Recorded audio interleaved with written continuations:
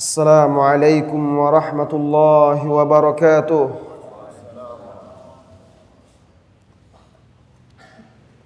إن الحمد لله نحمده ونستعينه ونستغفره ونعوذ بالله من شرور أنفسنا وسيئات أعمالنا. من يهده الله فلا مضل له ومن يضلل فلا هادي له. أشهد أن لا إله إلا الله وحده لا شريك له وأشهد أن محمدا عبده ورسوله صلى الله عليه وعلى آله وأصحابه ومن سار على نهجه وتمسك بسنته إلى يوم الدين وسلم تسليما كثيرا. أما بعد, saudara-saudari kaum muslimin dan muslimat yang semoga senantiasa dirahmati dan diberkahi oleh Allah Tabaraka wa Ta'ala. Puji syukur kepada Allah Azza wa Jalla yang telah mengembalikan kepada kita kehidupan setelah Ia mematikan kita. Ini berarti, wahai saudara-saudari kaum muslimin dan muslimat, Allah Tabaraka wa Ta'ala memberikan kesempatan kepada kita untuk bisa menjadi hambanya yang lebih baik dari hari sebelumnya. Maka wajib setiap kita bersyukur dengan memuji-muji Allah Subhanahu wa Ta'ala atas nikmatnya ini, kemudian menggunakan nikmat tersebut dengan mendekatkan diri kepadanya, mentauhidkannya dan tidak menyekutukannya dengan suatu apapun.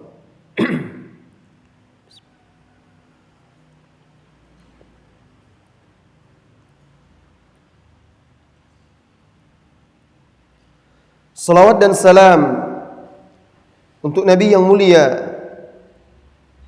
Muhammad sallallahu alaihi wasallam hingga akhir zaman. Beliaulah yang telah berjihad, menyampaikan risalah, menunaikan amanah sehingga sempurna petunjuk bagi manusia. Tidak ada satupun yang dibutuhkan oleh manusia untuk kebaikan dunia dan akhirat mereka, melainkan telah disampaikan oleh Rasulullah sallallahu alaihi wasallam. Beliau tidak wafat kecuali agama ini telah sempurna. Al-yawma akmaltu lakum dinakum wa atmamtu alaikum ni'mati wa raditu lakumul Islam madina. Hari ini, kata Allah, aku sempurnakan bagi kalian agama kalian. Aku sempurnakan nikmatku atas kalian dan aku ridhoi Islam sebagai agama kalian.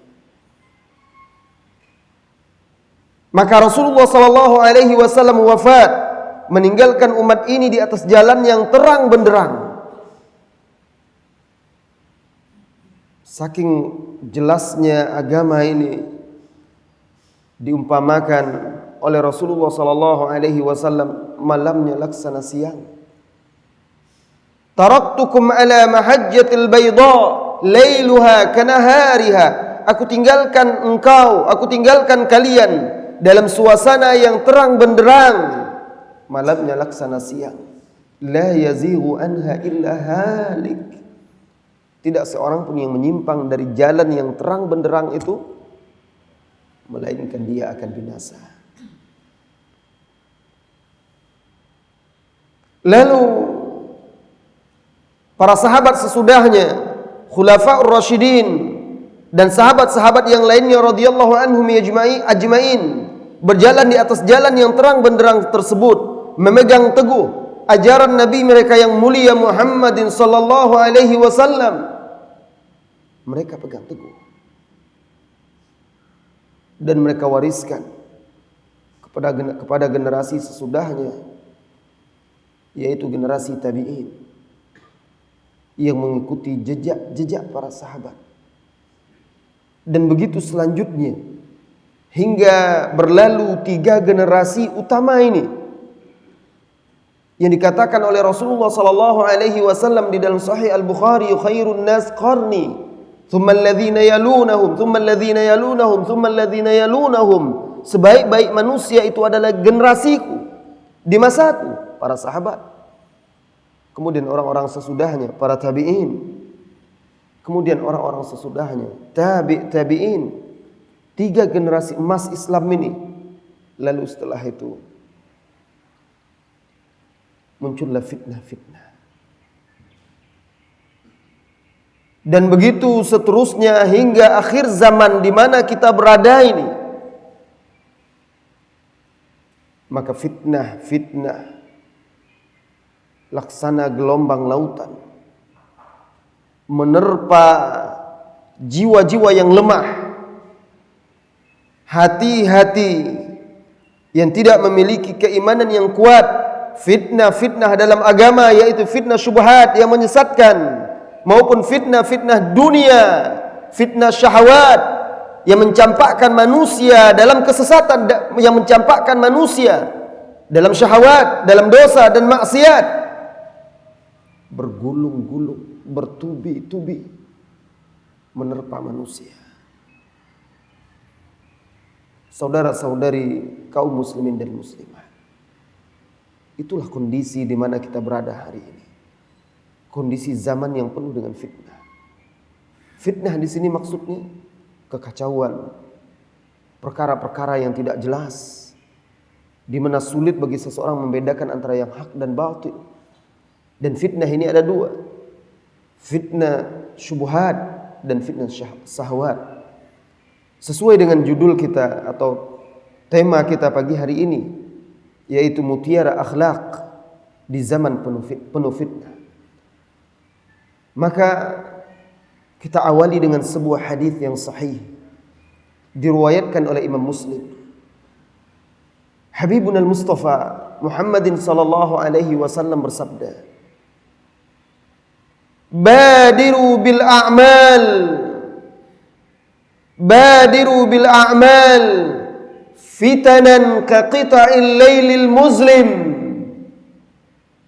yusbihu ar-rajulu mu'minan wa yumsi kafira, wa yumsi mu'minan wa yusbihu kafira, yabi'u dinahu bi'iradin minad dunya." Artinya, bersegeralah kalian melakukan amal saleh. Badiru bil a'mal, bersegeralah kalian melakukan amal.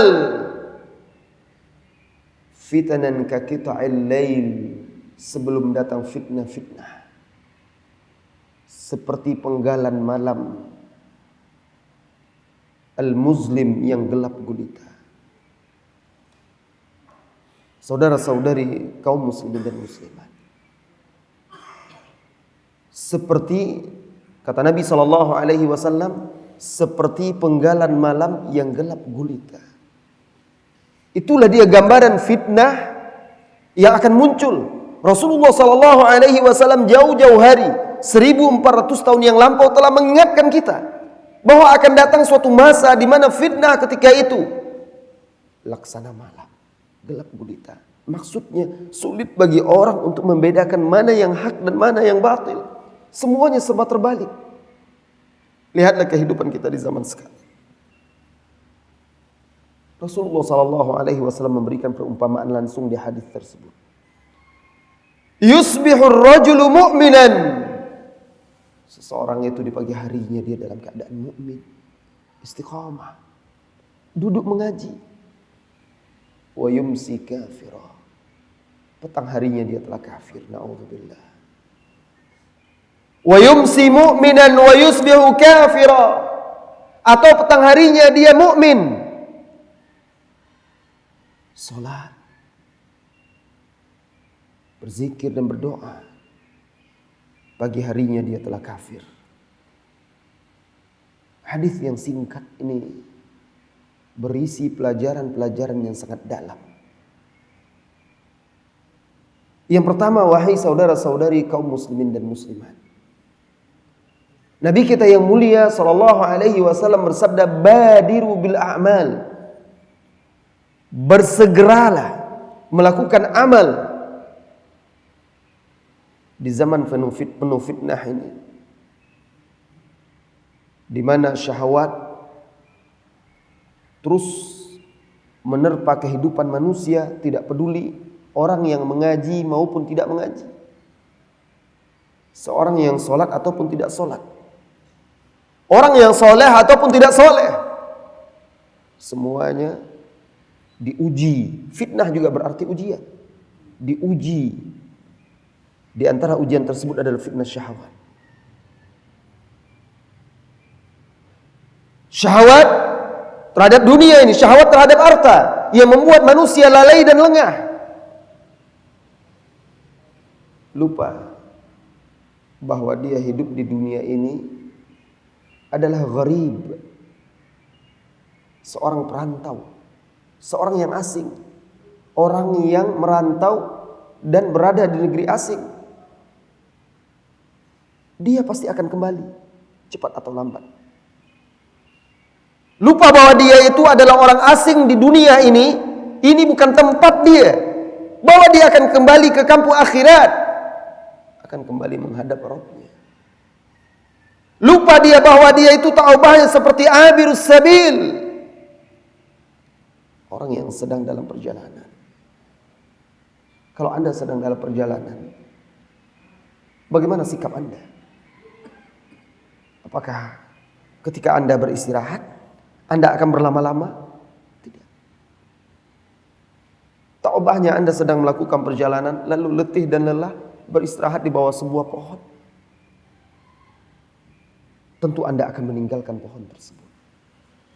Nabi kita yang mulia bersabda, "Ish fid dunya ka'annaka gharib." Hiduplah engkau di dunia, dan hadis ini juga sahih diriwayatkan oleh Bukhari dan Muslim. Hiduplah engkau di dunia seolah-olah engkau ini seorang asing. Au abir sabil, atau seorang yang sedang menyeberang jalan, atau seorang yang dalam perjalanan, musafir. Bagaimana kalau seorang musafir itu? Idza amsayta fala tantazir as-sabah wa idza asbahta fala tantazir al-masa. Apabila engkau berada di petang hari, jangan tunggu pagi. Apabila engkau berada di pagi hari, jangan tunggu hingga petang. Itu dia Nabi kita yang mulia bersabda, badiru, bersegera, jangan ditunda amal soleh itu sebelum datang fitnah. Ketika fitnah melandamu, menerpamu, barangkali engkau tidak akan bisa lagi beramal soleh. Badiru, bersegeralah.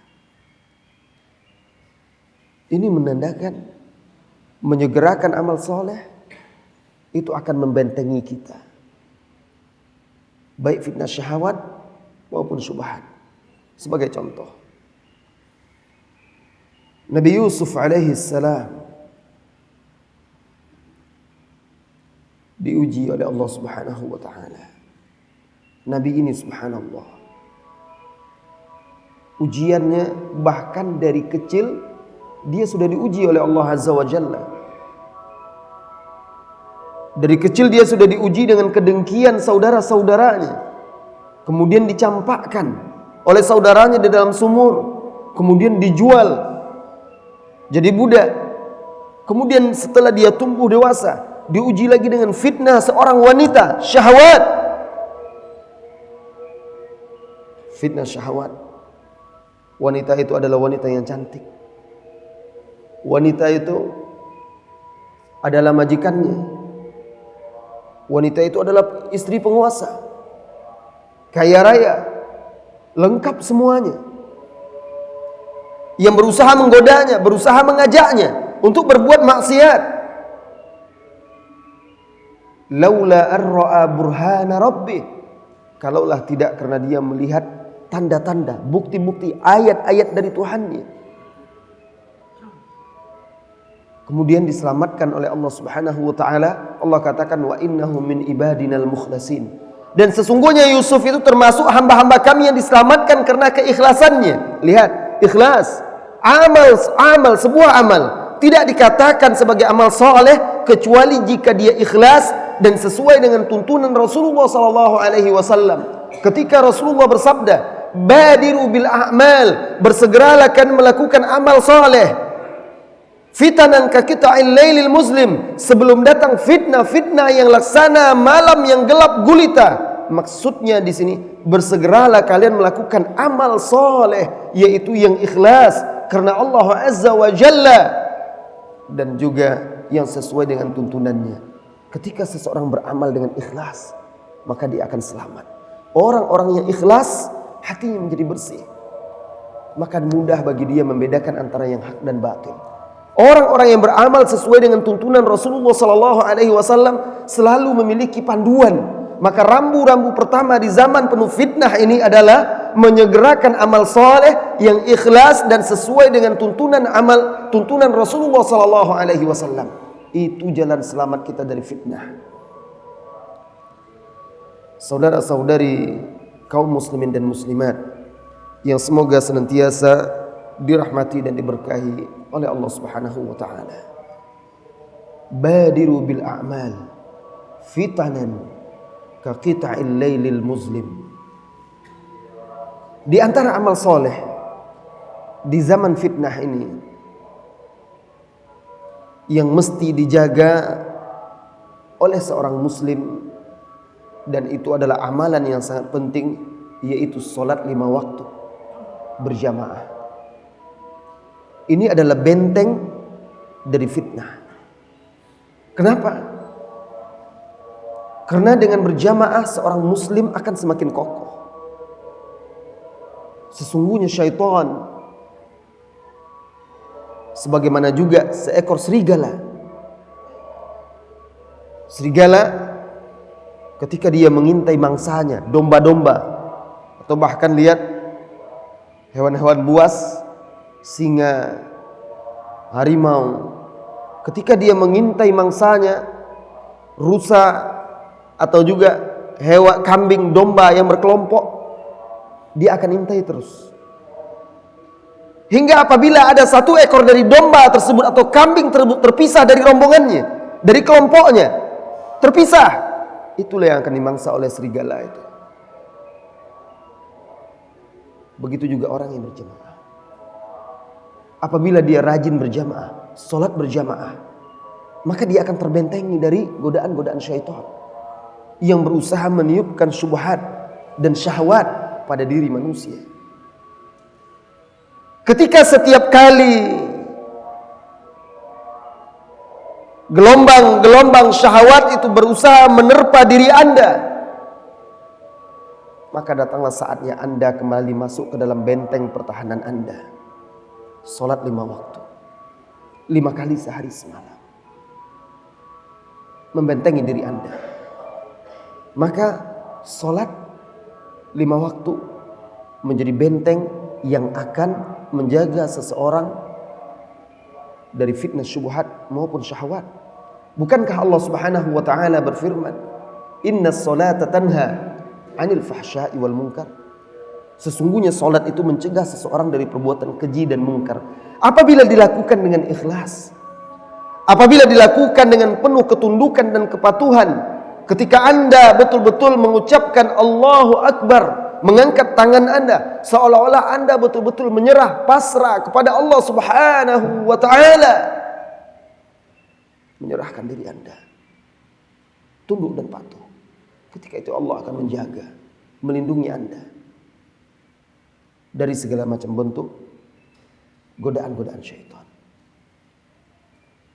Saudara-saudari kaum muslimin dan muslimat, barangkali ini rahasianya kenapa Rasulullah sallallahu alaihi wasallam mengatakan salat yang paling berat bagi orang munafik itu adalah salat Isya dan subuh. Orang-orang munafik itu diumpamakan di dalam Al-Qur'an oleh Rasulullah oleh Allah Subhanahu wa taala itu seperti batang kayu yang lapuk, keropos di dalamnya. Barangkali di luarnya nampak bagus, tetapi di dalamnya keropos, telah dimakan oleh rayap. Goyah. Setiap ada teriakan, setiap ada sesuatu dia mengira tertuju kepada dia. Begitulah orang-orang yang keropos jiwanya, gersang, tidak punya kekuatan. Mudah sekali terpengaruh oleh syubhat, oleh syahwat. Tetapi orang-orang yang menjaga ibadahnya, menghadiri salat jamaah, dia akan terbentengi. Apa kata Rasulullah sallallahu alaihi wasallam? Athqalus salati 'alal munafiqin al-isya' wal fajr. Salat yang paling berat bagi orang munafikin yaitu salat isya dan salat subuh. Kalau saja mereka tahu apa yang ada di dalam salat isya dan subuh itu, keutamaan-keutamaannya.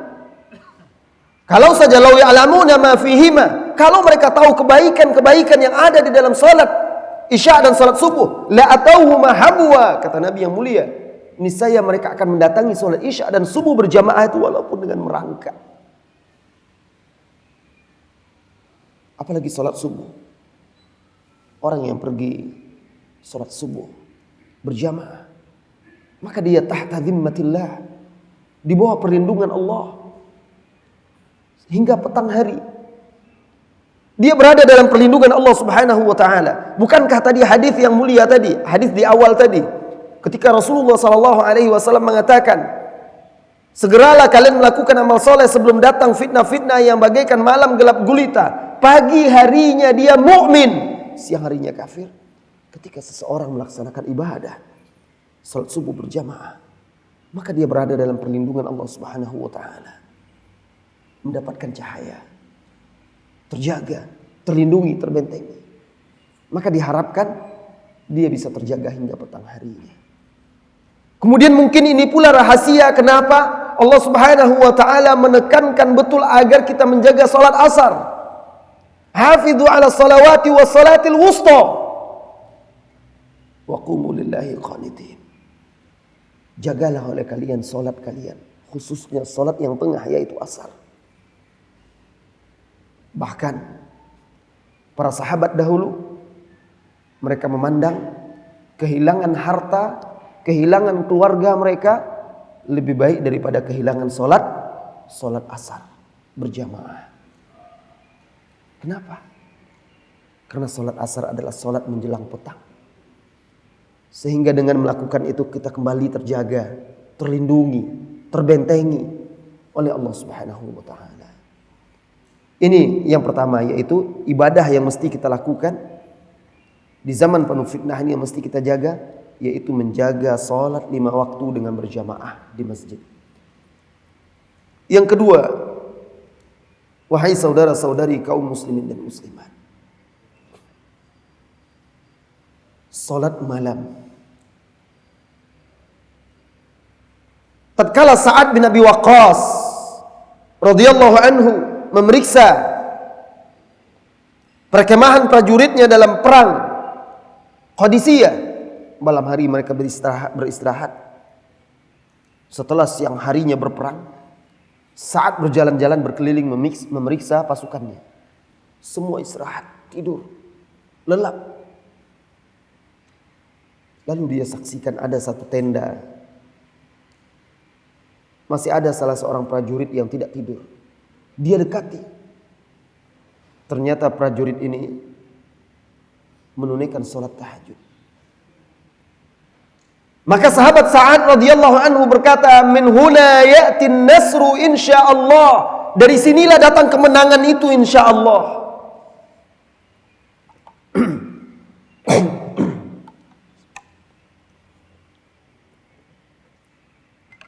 Dari sinilah datangnya kemenangan itu insyaallah. Dalam perjalanan hidupmu wahai saudaraku, engkau berada dalam peperangan.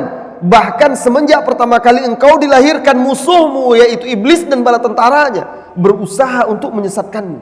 engkau berperang hingga akhir hayatmu. Tidak ada kekuatan itu jika engkau meninggalkan salat malam, salat tahajud, salat yang diperintahkan oleh Allah kepada nabinya yang mulia, salat di mana seseorang berada di sepertiga malam terakhir, di saat Rabb-Nya yang mulia turun ke langit dunia, lalu menanti hambanya tersebut bermunajat, menengadahkan tangannya, meneteskan air mata, memohon ampunan, meminta kekuatan. Kesempatan emas. Allah menanti Anda berdoa, meminta untuk dikabulkannya. Mana orang-orang yang berdoa agar aku kabulkan? Mana orang-orang yang meminta ampun agar aku ampuni? Mana orang yang meminta agar aku beri? Kata Allah Subhanahu wa taala di dalam hadis Muslim. Itulah dia kekuatan. Ketika Anda berhasil mengalahkan nafsu Anda, lalu Anda bangun hanya untuk beribadah kepada Allah Azza wa Jalla. Tidak ada yang melihat, tidak ada yang menyaksikan. Bahkan barangkali keluargamu sendiri pun tidak tahu. Kalaulah bukan karena keikhlasan, kalaulah bukan karena ketundukan dan kepatuhanmu, barangkali engkau tidak akan sanggup melakukannya. Kemudian yang ketiga, wahai saudara-saudari kaum muslimin dan muslimat, benteng kita dari fitnah, syubhat dan syahwat, rujuk kepada ilmu dan ahlinya. Rujuk kepada ilmu dan ahlinya. Dengan ilmu semua menjadi terang. Dengan ilmu Anda memiliki penyaring, filter. Dengan ilmu Anda bisa menimbang antara dua perkara, membedakan antara yang hak dan batil. Dan dengan bertanya kepada ahli ilmu, kembali kepadanya, maka Anda akan bisa selamat dari syubhat-syubhat. Bukankah Allah Subhanahu wa taala berfirman di dalam surah An-Nisa, memerintahkan kita untuk mengembalikan perkara-perkara yang atau situasi-situasi yang penuh dengan kemelut kepada Allah, kepada Rasul dan kepada ulil amri. Kalaulah kita mengembalikan perkara-perkara kita tersebut kepada Allah, kepada kitabullah, kepada Rasul, kepada hadisnya, kepada ulil amri minhum, la'alimahu alladhina yastanbitunahu minhum. Mereka pasti tahu apa yang bisa diambil, disimpulkan dari masalah tersebut. Kalaulah datang satu perkara kepada mereka, minal amni awil khawfi aza'uhu fa idza ja'ahum minal amri fa idza ja'ahum amrun minal khawfi minal amni awil khawfi adha'uhu walau rudduhu ila Allahi war rasuli wa ila ulil amri minhum. Kata Allah, maka apabila datang kepada mereka suatu perkara dari keamanan, ketakutan, maksudnya berita-berita, informasi-informasi, syubhat-syubhat datang kepada kaum muslimin, lalu mereka menyebarluaskannya. Fa idza ja'ahum amrun minal amni awil khawfi adha'u bih, lalu mereka menyebarluaskannya. Falau rudduhu ila Allahi war Rasul, kalau saja mereka mengembalikan masalah itu kepada Allah dan Rasulnya, wa ila ulil amri minhum, dan juga kepada pemimpin mereka. Pemimpin di sini termasuk ahlul ilmi, ulama, bahkan mereka lah sebenarnya pemimpin yang sesungguhnya. Tempat bertanya, tempat kita kembali. Kebanyakan kaum muslimin di zaman sekarang, apabila datang suatu berita, permasalahan yang terkait dengan permasalahan umat, permasalahan kaum muslimin, tanpa teliti, tanpa bertanya kepada ahlul ilmi, tanpa mengembalikannya kepada ilmu yang hak, yaitu Al-Quran dan Sunnah, mereka langsung menerima, langsung mereka sebar luaskan. Ternyata itu hanyalah berita-berita bohong. Ternyata sikap yang mereka ambil keliru dan salah, karena tidak berpandukan kepada ilmu dan para ulama. Karena ketika fitnah datang, maka ulama lah yang paling tahu. Orang-orang awam tidak mengetahuinya. Ketika fitnah sudah berlalu, baru masyarakat awam tahu. Oh, ternyata itu salah. Falau rudduhu ila Allah, kalau saja mereka mengembalikannya kepada Allah, wa ila rasuli, dan kepada Rasul, wa ulil amri minhum, la'alimahu alladhina yastambitunahu minhu. Mereka pasti tahu apa yang mereka bisa simpulkan, putuskan, apa sikap yang benar terhadap masalah tersebut. Saudara-saudari kaum muslimin dan muslimat, kebanyakan terjadinya kerusakan-kerusakan adalah akibat semangat yang berapi-api dari sebagian kaum muslimin, tidak dilandaskan kepada ilmu dan tidak dibimbing oleh para ahli ilmu. Sehingga akhirnya timbul kerusakan-kerusakan di tengah kaum muslimin, bahkan di tengah umat manusia. Sebagai contoh, apa yang terjadi di belahan bumi di timur tengah sana? Kita dengar tentang ISIS, Daulah Islamiyah, Irak dan Suriah. Nah, mereka ini jauh dari ilmu dan para ulama. Tidak ada satupun ulama yang bersama mereka, dan mereka pun tidak berpandukan kepada para ulama. Sehingga akhirnya perbuatan itu lebih banyak merusak daripada mendatangkan kebaikan. Hanya karena semangat, hanya karena ikut-ikutan. Bahkan sebagian kaum muslimin yang ada di negeri kita ini hanya mendengar berita saja, menonton berita, membaca di internet, di berita-berita, dari mulut ke mulut, langsung terbakar semangatnya, bergelora, seolah-olah itu adalah benar. Kalau saja dia kembalikan, kalau saja mereka kembalikan perkara tersebut kepada Allah, kepada kitabullah, apakah memang benar itu sesuai dengan timbangan kitab Allah? Kalau saja mereka kembalikan kepada sunnah Rasulullah sallallahu alaihi wasallam, apakah benar sesuai dengan apa yang telah digariskan oleh Rasulullah sallallahu alaihi wasallam? Seperti itu Rasulullah sallallahu alaihi wasallam ketika berdakwah menegakkan agama yang mulia ini. Kalau saja mereka kembalikan kepada ulil amri mereka, pemimpin mereka, baik para ulama maupun pemimpin-pemimpin muslim yang lainnya, niscaya mereka akan bisa bersikap dengan benar, berada di atas jalan yang lurus, tidak akan tersesat, tidak akan menyimpang. Jadi yang ketiga yaitu berpegang kepada ilmu dan ahlul ilmi.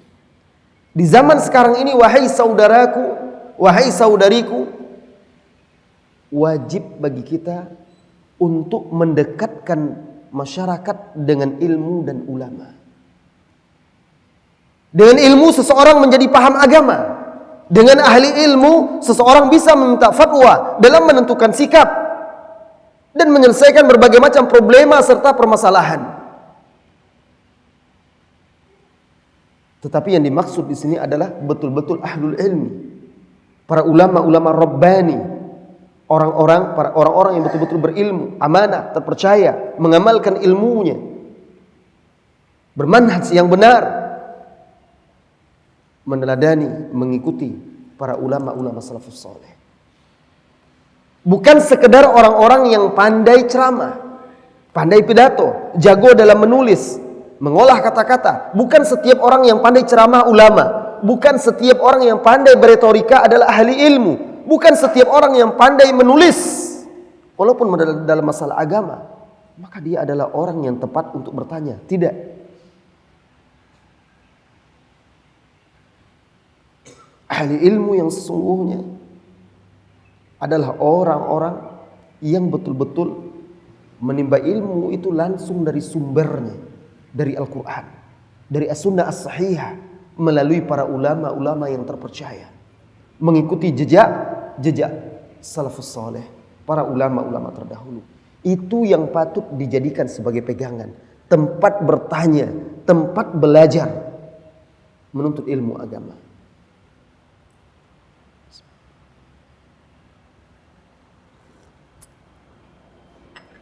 Yang ketiga tadi, ilmu dan ulama. Kemudian yang keempat, wahai saudara-saudari kaum muslimin dan muslimat, perkara yang keempat di zaman penuh fitnah yang harus kita jaga, yaitu menjaga lisan kita. Dan menjaga lisan di sini bukan hanya sekedar bicara. Di zaman sekarang orang berbicara bukan hanya dengan lidahnya, dengan tulisannya pun orang berbicara. Maksud di sini adalah menjaga lisan kita tidak membicarakan setiap apa saja yang kita dengar kecuali dengan tathabbut, teliti. Bahkan kalaupun yang kita dengar itu benar, harus kita pertimbangkan lagi apakah berguna bagi umat ini atau tidak, atau bahkan bisa menimbulkan keresahan, kekacauan, keonaran, perpecahan. Kalau yang benar saja harus kita timbang, apalagi yang tidak jelas kebenarannya. Saudara-saudari kaum muslimin dan muslimat, suatu ketika Rasulullah sallallahu alaihi wasallam mengirim salah seorang sahabat sebagai jabiyah, sebagai petugas untuk mengumpulkan zakat, pergi ke suatu kampung. Nah, karena orang kampung tersebut terlambat mengantarkan zakat, maka pergilah dia. Orang kampung tersebut tahu bahwa utusan Rasulullah sallallahu alaihi wasallam akan datang. Lalu mereka berkumpul di luar kampung untuk menyambutnya. Orang ini, sahabat yang ditugaskan ini, dia belum sampai lagi. Tapi hanya dia melihat orang banyak berkumpul dari kejauhan dan dia mendengar berita itu. Maka dia berprasangka orang tersebut tidak mau mengeluarkan zakatnya. Orang kampung tersebut tidak mau menyerahkan zakatnya, padahal dia belum sampai ke kampung itu. Baru mendengar dan melihat dari jauh, banyak orang berkumpul dan dia mendengar. Orang-orang ramai menunggunya. Dan dikiranya orang tersebut bermaksud menahan zakat mereka. Pulang dia. Disampaikannya berita tersebut kepada Rasulullah sallallahu alaihi wasallam. Hampir-hampir saja Rasulullah sallallahu alaihi wasallam mengirim pasukannya untuk memerangi orang tersebut, sehingga orang kampung tersebut datang, orang suku tersebut datang kepada Rasulullah sallallahu alaihi wasallam menjelaskan duduk perkaranya. Lalu turun firman Allah Subhanahu wa taala di surah Al-Hujurat yang memerintahkan kita apabila datang orang fasik, binaba'in, in ja'akum fasikum binaba'in fatabayyanu, apabila datang kepada kalian orang-orang fasik, maka tabayyun, teliti kebenarannya, beritanya. Di zaman sekarang ini manusia begitu cepatnya mendengar berita, membaca berita hanya melalui internet, tidak jelas siapa penulisnya, dari mana asal usulnya, lalu tiba-tiba sudah menyebar kemana-mana. Permasalahan-permasalahan besar yang terkait dengan umat ini, terjadi kekacauan. Fatabayyanu, maka telitilah. Agar apa? Agar kita tidak salah dalam langkah dan juga tidak salah dalam menghakimi seseorang, golongan, kelompok atau satu perkara. Saudara-saudari kaum muslimin dan muslimat, di akhir zaman ini lidah ini adalah perkara yang sangat berbahaya. Oleh karena itu Abu Bakar As-Siddiq radhiyallahu anhu mengatakan sambil memegang lidahnya, tidak ada lagi yang berhak untuk dipenjara, ditahan kecuali ini, kata beliau. Itu pula lah yang dipesankan oleh Nabi kita yang mulia kepada Mu'adz bin Jabal radhiyallahu anhu, amsik alaika hadza, tahan, pegang lidahmu ini. Mu'adz heran radhiyallahu anhu, ada apa dengan lidah ini? Saudaraku, di zaman penuh fitnah ini, seseorang bisa saja dia sanggup memelihara jenggotnya. Seorang muslimah sanggup memelihara hijabnya, bahkan keluar memakai cadar, sanggup. Tetapi banyak orang tidak sanggup untuk menahan lidahnya dari menghibah, menggunjing, berbohong, berdusta, menyebarkan apa saja tanpa tathabbut. Amsik alaika hadza, tahan lidahmu ini. Sahabat Mu'adz bin Jabal bertanya, "Ya Rasulullah, wahai Rasulullah sallallahu alaihi wasallam, apakah kita akan dihisab karena perkataan kita?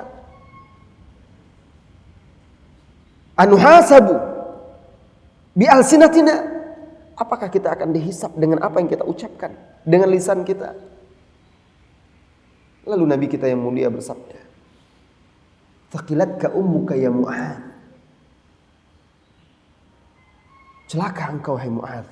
Kalimat thaqilatka ini ungkapan yang biasa diucapkan oleh orang-orang Arab. Nah, thaqilatka ummuka ya Mu'adz, ayakubbun nas ala wujuhim finnar illa hasaidu alsinatihim. Bukankah manusia itu diseret, disungkurkan ke dalam api neraka, melainkan karena buah hasil dari apa yang mereka ucapkan, dari lidah mereka.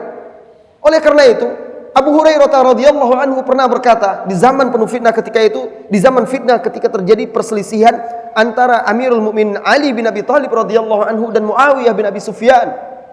Maka ketika itu Abu Hurairah, dia berkata, Abu Hurairah atau Anas bin Malik, dia berkata, Abu Hurairah, "Hafiztu haditsaini an Rasulillah sallallahu alaihi wasallam." Aku hafal 2 hadis dari Rasulullah sallallahu alaihi wasallam. Ammal awal, adapun yang pertama, qad haddatstukum bih. Adapun hadis yang pertama telah aku sampaikan kepada kalian. Wa ammat tsani, adapun yang kedua, law haddatstukum bihil an laquti'at hadhihi. Adapun hadis yang kedua, kalau aku sampaikan kepada kalian sekarang, ini pasti akan terputus leher saya ini. Itu zaman fitnah, di mana kaum muslimin berselisih. Terjadi peperangan di antara kaum muslimin. Dia ada meriwayatkan sebuah hadis terkait masalah itu. Tetapi kalau disampaikannya, maka akan membahayakan. Termasuk membahayakan dirinya. Dia tahan itu. Lihat, sekalipun itu benar, tidak mesti harus ketika itu kita sampaikan. Kita harus lihat. Jadi fikih itu, sunnah itu bukan hanya sekedar memahaminya, tetapi juga harus ada fikihnya dalam menerapkannya. Fikih dalam memahami dan fikih juga dalam menerapkan. Sehingga tidak terjadi fitnah, kekacauan, keresahan, keretakan di tengah kaum muslimin. Sahabat Anas bin Malik radhiyallahu anhu begitu juga. Ketika bukan sahabat Anas bin Malik, sahabat tabi'in Al-Hasan Al-Basri menegur Anas bin Malik radhiyallahu anhu. Kenapa? Karena ketika itu Anas bin Malik menyampaikan hadis kepada Al-Hajjaj bin Yusuf Ats-Tsaqafi. Hadis tentang apabila ada dua, saya ingat dulu hadisnya. Hadis tentang larangan tentang bolehnya memerangi orang-orang yang melawan kepada pemimpin kalau tidak salah. Nah, tetapi karena Anas bin Malik menyampaikan hadis itu kepada Al-Hajjaj, seorang pemimpin yang zalim, yang mudah membunuh manusia hanya karena sekedar syubhat saja, sesuatu yang belum jelas, Al-Hasan Al-Basri menegur waktu itu. Ditegurnya sahabat Anas bin Malik, "Kenapa engkau sampaikan kepada Hajjaj?" Dia khawatir itu dijadikan sebagai alat, hadis tersebut sebagai dalil oleh Anas bin Malik untuk membunuh manusia.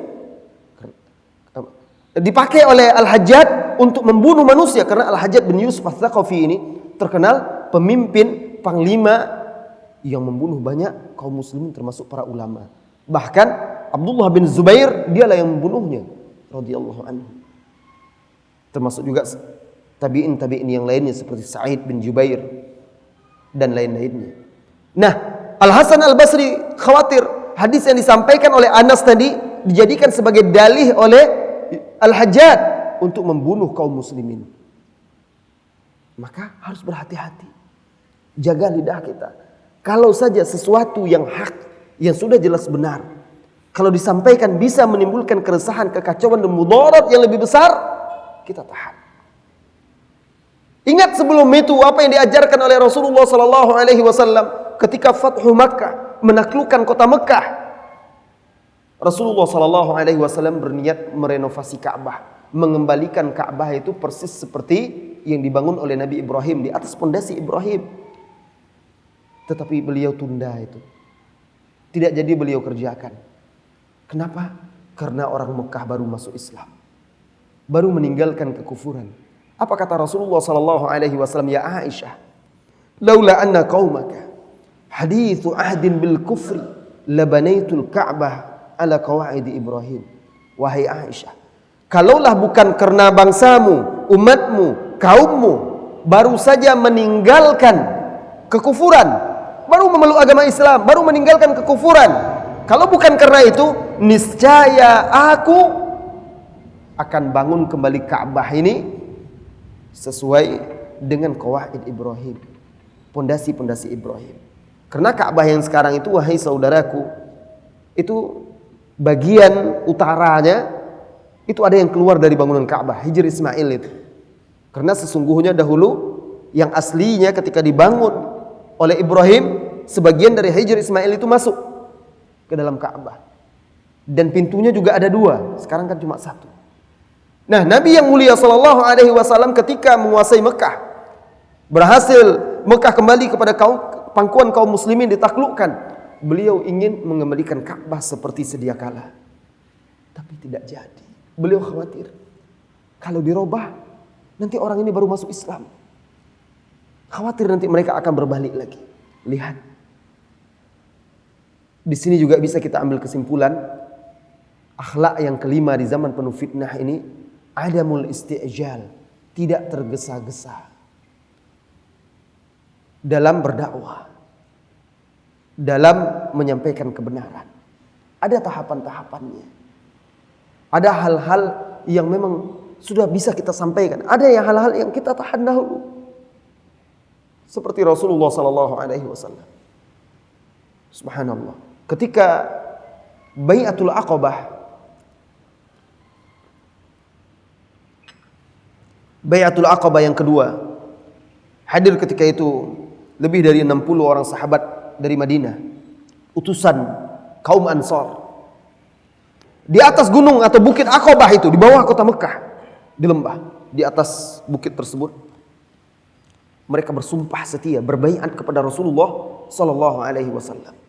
Menyatakan keimanan, baiat dan sumpah setia bahwa mereka akan menerima Rasulullah sallallahu alaihi wasallam dan membela mereka baik dalam keadaan suka maupun duka, baik dalam keadaan senang maupun sulit. Lalu mereka berkata, "Ya Rasulullah sallallahu alaihi wasallam, kalau engkau mau, wahai Rasulullah, jika engkau ingin, kami akan turun ke lembah itu dan kami hunus pedang kami kepada mereka." Ini 60 lebih pasukan berani mati ini, siap. Kalau engkau mau perintahkan kami akan turun ke Mekah itu, kami akan bunuh mereka sekarang. Apa kata Rasulullah sallallahu alaihi wasallam? Ma umirtu bihada. Aku tidak diperintahkan melakukan ini. Allahu akbar. Bisa saja Rasulullah sallallahu alaihi wasallam mengatakan, "Baik, lakukan, bunuh Abu Jahal, Abu Lahab dan semuanya, banyak itu lagi, tokoh-tokoh kafir yang menghalangi Islam." Tapi kalau saja dilakukan itu, bagaimana dengan orang-orang Arab lainnya di sekitar itu? Di luar Mekah akan mendengar berita tersebut. Apa jadinya? Apa pandangan mereka nanti terhadap Islam?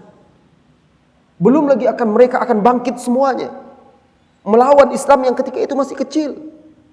Lihat, Rasulullah sallallahu alaihi wasallam walaupun memiliki pasukan yang setia ini, tapi dia tahu kaum muslimin masih lemah. Belum saatnya. Tidak akan ada gunanya. Bahkan menimbulkan mafsadah yang lebih besar, kerusakan yang lebih besar. Barangkali kalau di zaman itu sudah ada bom, itu yang akan mereka bawa. Kami akan ledakkan, hancurkan mereka nih. Tapi kata Rasulullah, waktu itu kan masih adanya pedang cuma. Kata Rasulullah, aku tidak diperintahkan melakukan ini. Lihat. Ini pentingnya. Tidak tergesa-gesa, adamul isti'jal, tasarru', khususnya di zaman penuh fitnah ini, agar tidak menimbulkan kerusakan-kerusakan dan mudarat yang lebih besar. Saudara-saudari kaum muslimin dan muslimat yang semoga senantiasa dirahmati dan diberkahi oleh Allah Subhanahu wa taala. Kemudian terakhir sebelum kita bertanya jawab, di zaman penuh fitnah ini, termasuk perkara yang penting bagi kaum muslimin, yaitu menjaga ukhuwah, persaudaraan mereka, menjaga persatuan mereka.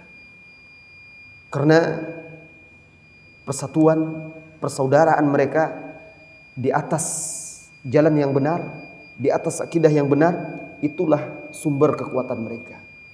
Ketahuilah wahai saudara-saudariku, Allah Subhanahu wa taala yang menjadikan kita bersaudara. Dan itu adalah nikmat dari Allah Subhanahu wa taala.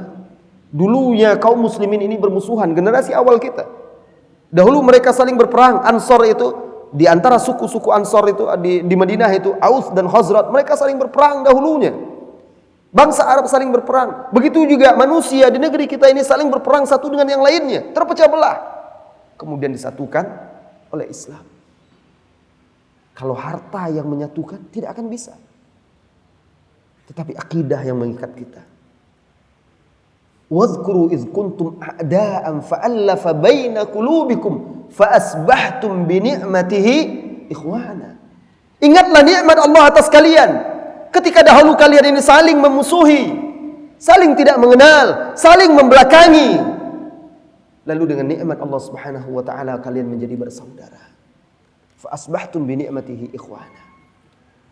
Di zaman ini di mana manusia menjadi lemah karena urusan-urusan dunia, saling membunuh, saling berpecah belah, saling menyakiti dan zalim menzalimi karena urusan dunia sehingga mereka menjadi lemah, maka wajib kita menyadarkan, mengingatkan kaum muslimin untuk menjaga persatuan, kembali kepada tali Allah Subhanahu wa taala yang kokoh, berpegang teguh kepada Alkitab dan Sunnah, tidak berselisih, menjauhi perselisihan, perpecahan. Kalaupun ada perbedaan-perbedaan dalam masalah-masalah yang dibolehkan di situ seseorang berbeda, memegang pendapat yang dia yakini dalam masalah-masalah yang para ulama dahulu juga berbeda, maka harus tetap dijaga persatuan dan kesatuan. Persaudaraan harus bisa saling toleransi sesama kaum muslimin dalam masalah-masalah tersebut. Namun akidah, konsep dalam beragama, konsep dalam menimba ilmu agama ini di antara kaum muslimin harus sama. Sumber-sumber tempat mereka menimba ilmu itu, mengambil agama itu, yaitu Al-Quran, As-Sunnah, Athar para sahabat, itu harus sama. Karena itu yang menyatukan mereka. Nabi kita yang mulia sudah mengingatkan di dalam hadisnya yang sahih, diriwayatkan oleh Al-Imam At-Tirmidzi, Abu Daud dan lain-lainnya dari sahabat Al-Irbad bin Sariyah radhiyallahu anhu, termasuk wasiat terakhir Rasulullah sallallahu alaihi wasallam sebelum sakitnya menjelang wafat. Beliau berkata, "Innahu may ya'ish minkum fasayara ikhtilafan katsira." Sesungguhnya barang siapa di antara kalian yang hidup nanti sesudahku, pasti akan melihat perselisihan yang banyak.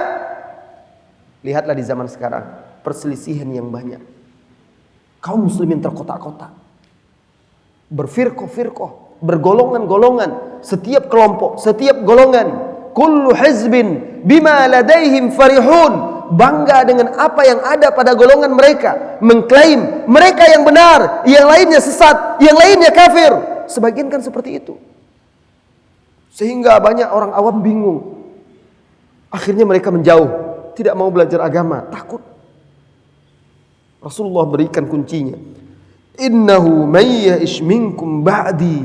Sesungguhnya barang siapa di antara kalian yang hidup nanti sesudahku, fasayara ikhtilafan katsira, akan melihat perselisihan yang banyak, fitnah, syubhat-syubhat, berbagai macam seruan-seruan.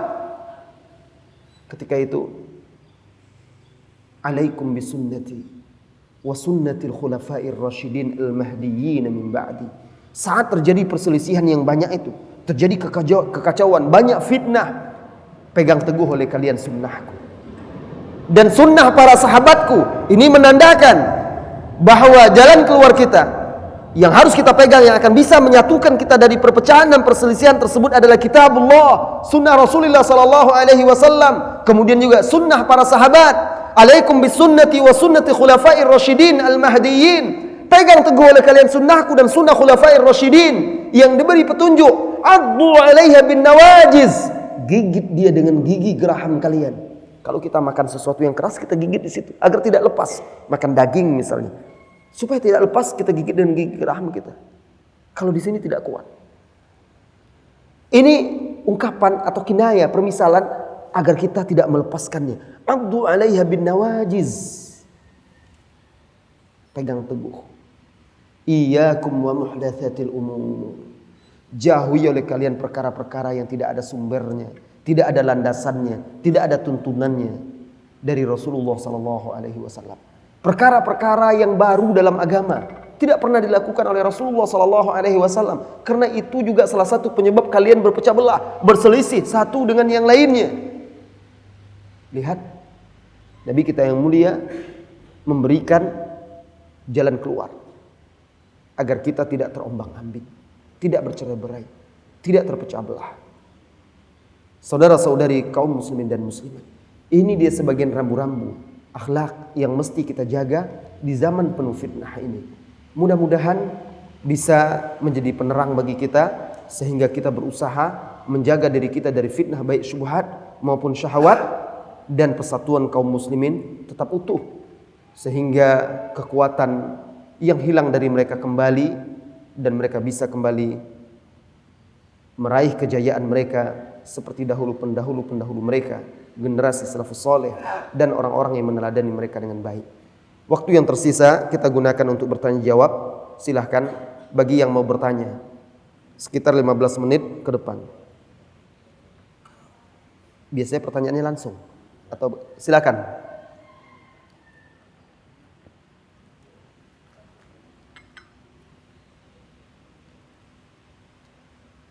Iya Pak, silakan.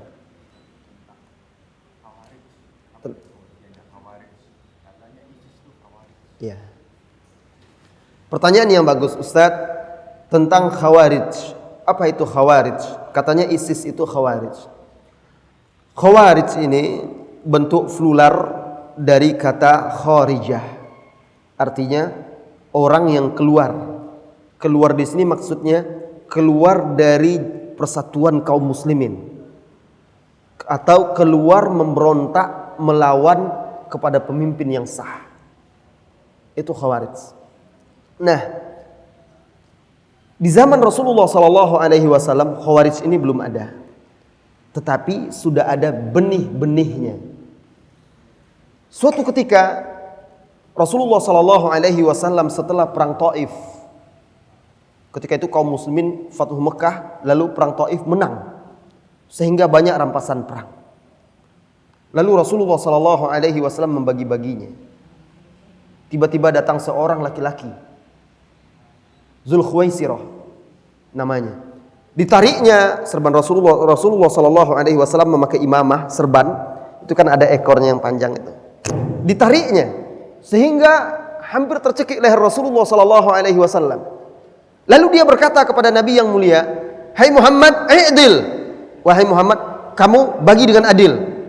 Fa inna hadza laisa min malika wa laisa min mali abik. Ini bukan hartamu, bukan harta bapakmu. Bagi dengan adil.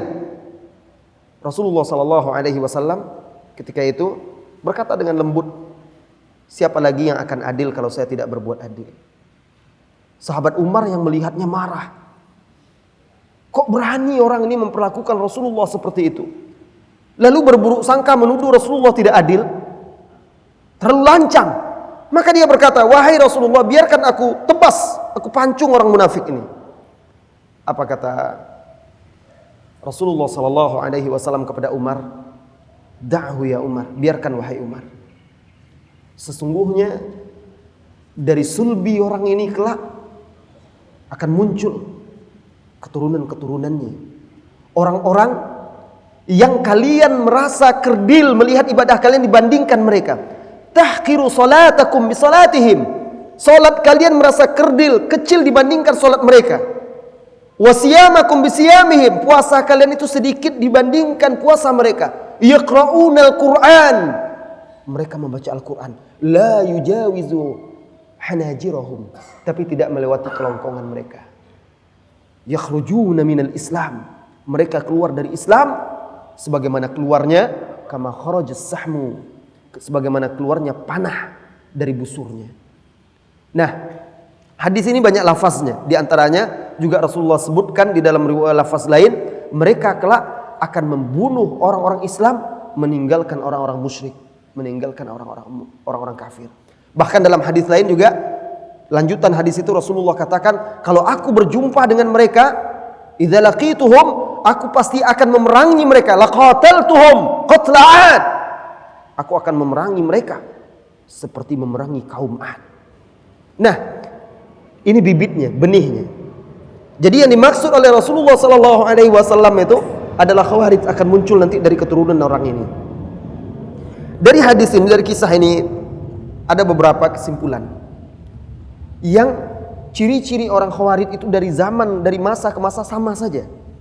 Pertama, ciri-ciri orang Khawarij itu, mereka suka memberontak dan melawan kepada pemimpin yang sah. Kalau saja Rasulullah sallallahu alaihi wasallam, seorang nabi yang mulia, mereka tuduh tidak adil, dan mereka itu senantiasa alasan mereka itu menuntut keadilan. Di zaman Utsman, mereka memberontak juga alasannya menuntut keadilan, menuduh Utsman tidak adil. Khawarij, mereka memberontak, membunuh Utsman akhirnya radhiyallahu anhu. Mereka tuduh Utsman tidak adil, kolusi, nepotisme, dan lain sebagainya.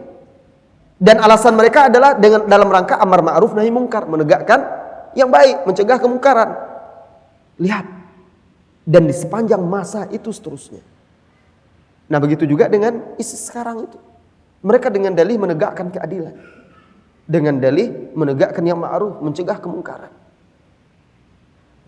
Kemudian juga ciri-ciri mereka itu orang yang rajin ibadah. Ini dia fitnahnya, sehingga orang terpedaya. Sampai-sampai sholat para sahabat kalah, sampai-sampai baca Al-Qur'annya, sampai-sampai puasa para sahabat kalah dibanding mereka. Jadi mereka ini memang orang yang taat beribadah. Mereka ini taat ibadah. Makanya penampilan mereka pun seperti orang yang zuhud, khusyuk, seperti itu. Mereka membaca Al-Quran tapi tidak melewati kerongkongan. Apa maksudnya? Mereka membaca Al-Quran, mereka menyandarkan gerakan mereka, tindak tanduk perbuatan mereka kepada Al-Quran, tetapi mereka tidak paham Al-Quran itu. Tidak sampai ke hati mereka, tidak paham. Makanya di zaman Ali bin Abi Thalib radhiyallahu anhu, Ali pun mereka kafirkan. Sahabat Muawiyah pun mereka kafirkan. Lalu ketika dikirim Abdullah bin Abbas radhiyallahu anhuma untuk berdialog dengan mereka, diutus oleh Ali untuk berdialog dengan mereka, diajak diskusi, dialog. Jadi salah satu cara mendakwai orang Khawarij itu, salah satunya seperti itu. Dikirim dai-dai yang berilmu, orang-orang untuk mematahkan syubhat-syubhat mereka, mengajak mereka untuk kembali kepada pangkuan Islam. Jadi ketika itu ditanyakan oleh Ibnu Abbas, apa tuduhan mereka?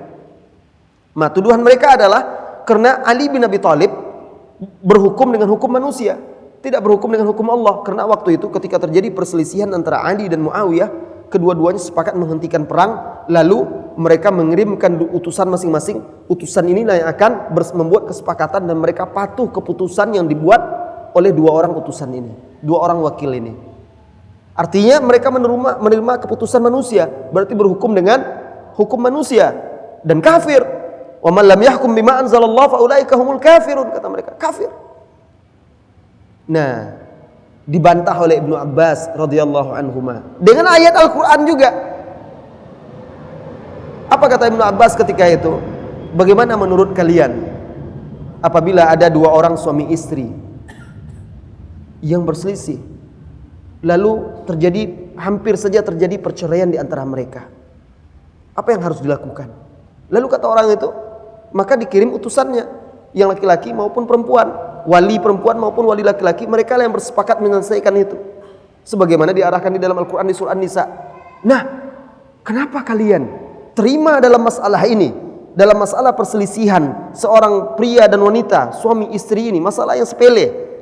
Boleh kalian katakan, boleh menerima keputusan dari dua orang walinya yang juga manusia, lalu masalah umat yang besar ini tidak kalian bolehkan? Nah, lihat, mereka tidak punya fikih. Mereka memahami Al-Quran itu zahirnya saja, sepotong-sepotong, sepenggal-sepenggal. Kemudian mereka menuduh Ali bin Abi Thalib radhiyallahu anhu menghapuskan dalam perjanjian tersebut antara mereka dengan pihak Muawiyah radhiyallahu anhum ajma'in, dihapuskan di situ bahwa Ali itu bukan Amirul Mukminin di antaranya. Tuduhan mereka. Nah, itu kan hanya perjanjian, kata Ali bin Abi Thalib. Hanya perjanjian. Tidakkah kalian melihat Rasulullah sallallahu alaihi wasallam ketika sulhu Hudaybiyah, perjanjian Hudaybiyah. Rasulullah menulis perjanjiannya. Inilah perjanjian antara Muhammad bin Abdullah Rasulullah. Apa kata orang kafir musyrikin? Kalau kami tahu engkau Rasulullah sallallahu alaihi wasallam, kami tidak akan perangi engkau. Hapus itu. Cukup tulis Muhammad bin Abdullah. Apa kata Rasulullah kepada Ali yang menjadi juru tulis? Hapus. Tulis Muhammad bin Abdullah. Tapi itu tidak akan menghilangkan statusnya sebagai seorang rasul. Nah, sama seperti ini juga. Nah, kemudian juga tuduhannya bahwa Ali bin Abi Thalib berperang dan dia dalam berjihad berperang tidak ada rampasan perangnya. Nah, ini tidak sesuai dengan hukum Islam. Jadi mereka seperti itu. Saklek dalam memahami Al-Quran. Tidak sampai ke hati mereka. Tidak ada fikihnya. Apa kata Ali bin Abi Thalib? Siapa di antara kalian yang rela istri Nabi SAW, Aisyah radhiyallahu anha, dibagi-bagikan untuk kaum muslimin sebagai sebuah rampasan perang? Karena waktu itu juga terjadi perang antara Ali dan Aisyah radhiyallahu anha dalam perang Onta. Nah, mereka ada orang-orang Khawarijnya ada dalam pasukan Ali. Akhirnya 3.000 orang tobat kembali ke pangkuan Islam, ke jalan yang benar ketika itu. Sisanya diperangi oleh Ali bin Abi Thalib. Kemudian ciri-ciri orang Khawarij ini disebutkan oleh Rasulullah sallallahu alaihi wasallam, mereka itu hudatsaul asnan, sufahaul ahlam. Mereka itu adalah umumnya anak-anak muda. Itu sudah disebutkan oleh Rasulullah sallallahu alaihi wasallam. Maka kalau kita lihat ciri-cirinya ISIS itu dan yang sejenis mereka itu seperti Al-Qaeda sebelumnya, itu umumnya anak-anak muda semuanya. Muda di sini muda usia, bisa juga muda dangkalnya ilmu, bisa juga. Rata-rata mereka tidak berilmu. Yang sekarang itu seperti itu juga. Orang kalau dia muda, maka dia mentah. Pengalamannya sedikit, asam garamnya sedikit. Sehingga sering tergesa-gesa dalam memutuskan permasalahan. Lebih cenderung menggunakan emosi. Kemudian kalau dia muda ilmunya, begitu juga. Sering salah dalam menetapkan hukum-hukum. Itu yang terjadi di antara mereka. Kemudian juga ciri-ciri mereka disebutkan oleh Rasulullah sallallahu alaihi wasallam, ciri-ciri mereka yaqtuluna ahlal Islam. Mereka membunuh orang-orang Islam. Wa yatrukuna ahlal authan, dan meninggalkan penyembah berhala, orang-orang kafir. Maka umumnya mereka bunuh, mereka lebih penting bagi mereka membunuh orang Islam yang mereka anggap murtad karena tidak berbaiat kepada mereka. Ya, tidak ikut dengan mereka. Bahkan mereka membunuhnya dengan cara yang sadis. Yang di dalam Islam saja, kalau dalam perang antara Islam dengan orang-orang kafir, Rasulullah sallallahu alaihi wasallam melarang muslah, melarang merusak jasad orang yang sudah mati. Dan mereka melakukan itu. Bayangkan. Nah, kemudian juga ciri-ciri mereka juga, di antara ciri-ciri mereka dalam beberapa hadis, Khawarij itu juga muncul nanti ketika kaum muslimin sedang bertikai. Terjadi perselisihan di antara kaum muslimin. Ketika kaum muslimin sedang lalai, mereka muncul. Seperti sekarang di sana juga. Terjadi peperangan di sana. Kaum muslimin sedang berperang, berjihad, melawan orang-orang Syiah dan segala macam. Mereka malah muncul bagai duri dalam daging. Nah, banyak lagi sebenarnya ciri-ciri mereka disebutkan oleh Rasulullah SAW. Semuanya persis seperti yang disampaikan. Dan Khawarij itu kapanpun, dimanapun, maka sifat-sifat yang diceritakan oleh Rasulullah SAW itu ada pada mereka. Dan yang paling sering nyata dan nampak itu adalah sikap mereka yang suka melawan, tidak menghargai para pemimpin, tidak menghormati mereka, dan mudah mengkafirkan orang-orang hanya karena syubhat saja. Ya, nah ini dia di antara ciri-ciri khas mereka. Termasuk di negeri kita ini juga sudah lama ada benih-benihnya. Benih-benih Khawarij itu sudah lama ada. Bukan perkara yang baru. Oleh karena itu sulit untuk memberantasnya, tidak mudah. Salah satu cara untuk memberantasnya adalah dengan ilmu. Harus para ulama, para dai dan juga pemerintah harus berjibaku bahu-membahu untuk menyebarkan ilmu yang hak itu. Mengajarkan kepada kaum muslimin akidah yang benar, manhaj yang lurus, dan juga menyampaikan bahaya dari Khawarij ini, ciri-ciri dan sifat-sifatnya. Kalau masyarakat sudah paham akidah yang benar, tidak mudah bagi mereka terpengaruh. Apalagi anak-anak muda, itu sangat mudah terpengaruh. Hanya sekedar membaca, dapat buku, dapat kaset, Mereka sudah kecintaan kepada Islam itu kan sudah ada. Tinggal dibangkitkan saja lagi. Tetapi apabila dibangkitkan dengan cara yang salah, maka dia akan diletakkan di tempat yang salah juga. Maka wajib bagi kita semuanya untuk berhati-hati terhadap bahaya ini, karena ini adalah benih yang sudah ada, bukan sekarang. Jadi ideologi Khawarij ini sudah ada sejak akhir-akhir masa para sahabat, itu sudah muncul dan terus sepanjang masa. Dia terus berevolusi dengan berbagai bentuk dan cara. Semakin canggih mereka, memanfaatkan segala cara juga sesuai dengan perkembangan zaman. Tetapi keyakinan, pemikiran itu, akidahnya itu ada sebagai fitnah, ujian bagi kaum muslimin hingga akhir zaman. Ya, Allahu a'lam bissawab. Sudah cukup waktunya ini. Baik, kita cukupkan sampai di sini.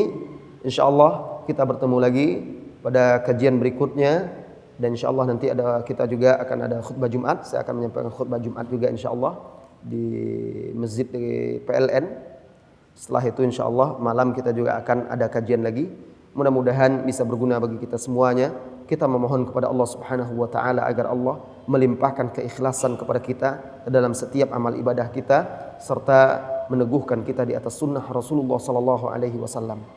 Wa sallallahu wasallam ala nabiyyina Muhammad walhamdulillahirabbil alamin. Assalamualaikum warahmatullahi wabarakatuh.